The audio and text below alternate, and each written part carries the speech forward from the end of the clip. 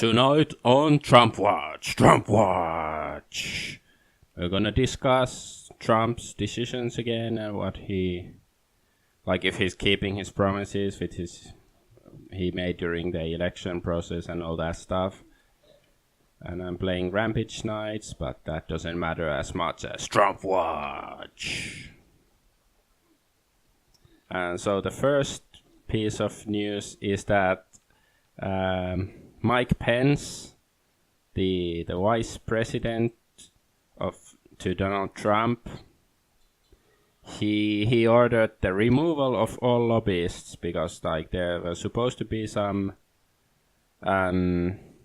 lobbyists that Trump was originally like he vowed to like get rid of the influence of lobbyists in the Senate or Congress or whatever, and but then he like sort of nominated some of them to his cabinet, but now it seems like Mike Pence is getting rid of them, which is a good thing, I think.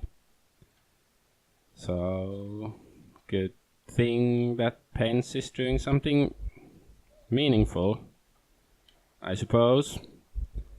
And then another piece of news is that Matt Harrigan, who was the CEO of a company called Packet Sled. Okay, let's drink this. He was the CEO of Packet Sled, some as internet security company or something. Yeah, and he made some death threats against Trump on his Facebook account. He said something like, I'm going to kill the president-elect, and something about like getting a sniper rifle and shooting him, and like bring it Secret Service, stuff like that. And I guess it came public, and now he resigned. And well, I don't think it's enough. I think the police should be investigating. Like it's such a like double standard. Like when Trump says something, grab them by the pussy or something, and they let you, which is just like, yeah, it's vulgar and stuff, but it's not a crime in my understanding of American law. But yeah, he gets like, you know, they try to crucify him for it, but like when like countless people just threaten to kill Trump, it's like, yeah, whatever, it's just a bit of fun. Yeah. So I hope that the police, like the FBI or something, investigate it. I have to. Yeah, I thought there was something wrong with the mic, but I guess it's working now. Okay, let's get back to work.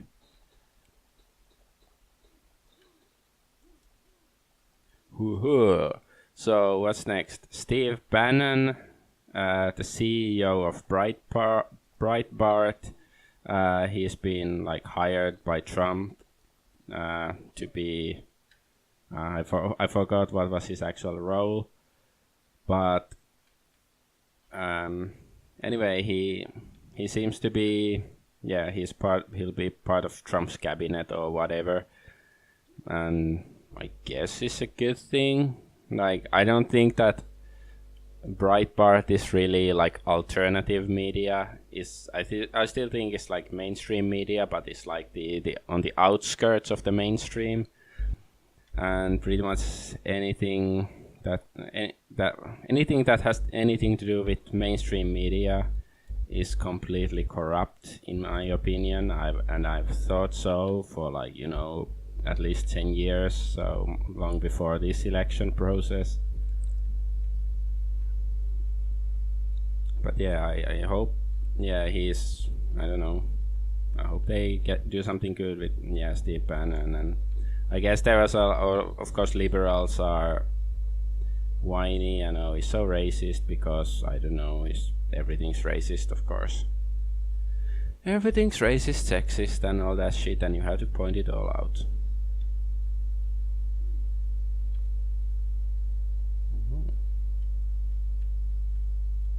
So I should drink this.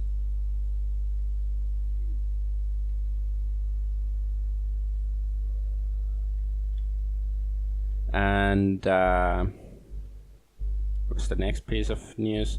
Oh yeah, and this scandal. Like I think Trump is really he must be the Antichrist, since he went to have dinner with his family and he didn't notify the press. That's it. That's the news. But apparently many mainstream media organizations were really butthurt about it and saying like, oh, it shows a lack of transparency. I don't know, it's one of the dumbest things I've ever heard, and I've heard a lot of dumb things, especially this year. So I don't know what to say. Like, I guess you cannot have dinner without telling the media why. Like, is he Princess Diana? Like, does he exist only to serve the media, and when they get tired of him they will kill him? I hope not.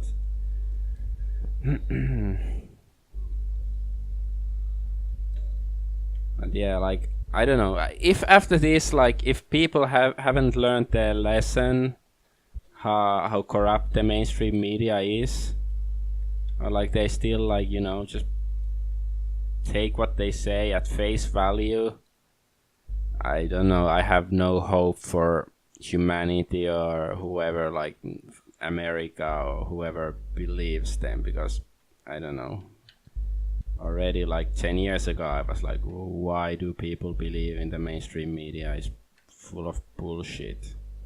And I don't think it's gotten more biased since then. I just think the reporters have gotten like lazier and dumber. That's the only difference, I think. All right. And then the last piece of news I have is that former Trump campaign manager Corey Lewandowski resigned from his role as a political commentator on CNN on Friday after he went to Trump Tower. Like, I guess he went to have some conversation with Trump or something, and he probably got an offer that is much better than working at CNN, and basically I guess flipping burgers at McDonald's would be at least like a more honest job, and people know what they get, and so than working for CNN. So I guess it's good. I don't know like who this Corey Lewandowski is. I hadn't heard about him before or anything like that. So yeah. That's pretty much it. I have no other Trump news as of now. At least nothing that I can recall, anything that's like significant.